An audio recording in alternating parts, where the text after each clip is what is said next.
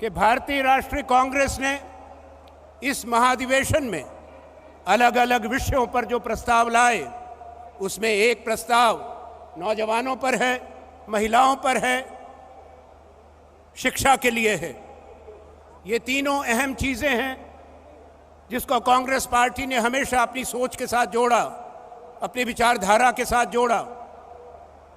महात्मा गांधी कहते थे कि शिक्षा ही सशक्तिकरण का सही रास्ता है। इस देश के अंदर जहां बाहुल्य सदियों से पिछड़ा था, शोषित था, जिनकी आवाज़ सुनी नहीं जाती थी, उसका एक ही तरीका शिक्षा के माध्यम से, बराबर के अधिकार से, महिलाओं को, नौजवानों को अवसर मिलने से तभी वो मौका मिलता है। कांग्रेस पार्टी ने इस सोच को आज़ादी से पहले और आज़ादी के बाद हमेशा रखा।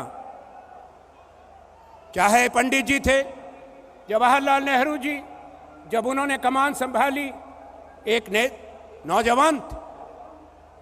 आज़ादी के बाद के हिंदुस्तान की बुनियाद, जो बड़े संस्थाएं बनी, जिनसे हिंदुस्तान का नाम पूरे दुनिया में हुआ, इस देश के बेटे बेटियों को मौका मिला अपनी पहचान बनाने का, वो वही सोच थी।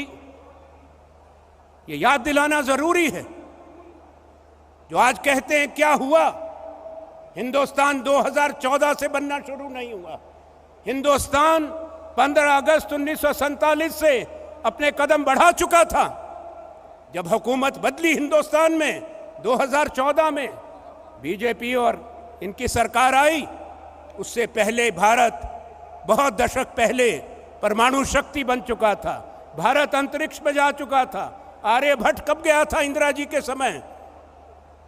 भारत की पहचान एक नए भारत के नारे से नहीं है, ये उसी भारत से पहचान है हिंदुस्तान की, जिसका निर्माण कांग्रेस ने इस देश की जनता को, इस देश के मेहनतकश मजदूरों को, नौजवानों को, महिलाओं को, आदिवासी जनजातियों को, सबको साथ लेकर बनाया था।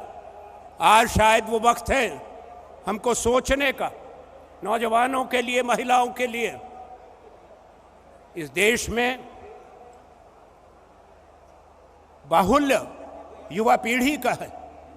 29 साल की मीडियन एज है हिंदुस्तान की। क्या अवसर है आज हमारे नौजवानों के पास? कौन सी सोच है जो युवा पीढ़ी को लेकर आगे चलती है? यहां बेरोजगारी का कुछ साथियों ने जिक्र किया, प्रस्ताव में भी जिक्र है। मैं एक बात कहना चाहता हूं, इसको गौर से सुनिए। अनएम्प्लॉयमेंट, बेरोजगारी तो आजादी के बाद सबसे बढ़कर है, पर युवा अनएम्प्लॉयमेंट, यूथ अनएम्प्लॉयमेंट, 20 से 24 साल के बीच के नौजवानों की 42% से ज्यादा है। इसका जवाबदेही किसकी बनती है? ये पिछले 8 बरस पहले, 9 बरस पहले ये नहीं था। केवल घोषणाओं से, नारों से और बड़े दावों से हिंदुस्तान की तकदीर नहीं बदल सकती। और एक चीज और जरूरी है नौजवानों को जानने की, अपने इतिहास को, अपने संघर्ष को, अपने नेताओं के बलिदान को। कांग्रेस पार्टी वो संगठन है जिसके नेताओं ने हिंदुस्तान की आज़ादी के लिए कुर्बानियां दी, आज़ादी के बाद के हिंदुस्तान को बनाया। हम क्या भूल सकते हैं इंदिरा जी को, उनकी बहादुरी को, उनकी कुर्बानी को? क्या भूल सकते हैं राजीव जी को?